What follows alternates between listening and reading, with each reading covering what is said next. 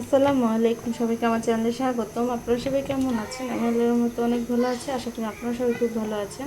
আজকে আমি শস্য ইলিশ রান্না করবো, আর কীভাবে করতেছি সেটা আমি আপনাদের সবার সাথে শেয়ার করব।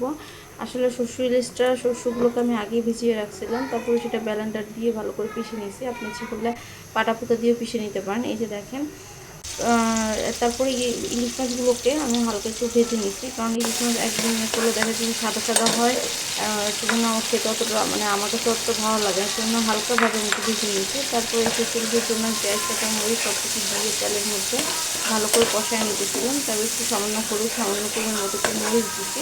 আমার কাছে মনে হয় যে হলুদের পরিমাণটা একটু সামান্য বেশি দিতে হবে, কারণ একটু হলদে টাইপের হবে। তারপরে এই মাছগুলোকে দেওয়ার আগে আমি শস্য যে বেটে রাখছিলাম সেই বাটা শস্যটা আমি দিয়ে ভালো করে নেড়ে চেড়ে নেব। দিয়ে একটু পরিমাণ মতো পানি দিয়ে দিব, কারণ একটু শস্য ইলিশটা একটু জোশ হওয়ার দরকার আছে। আসলে একজনে আগে ইলিশ মাছটাতে তারপর শস্যটা দেয়, আমার কাছে ওরকম ভালো লাগে না, সেজন্য আমি আগে শস্যটা দিই, তারপরে এই মাছটা দিই।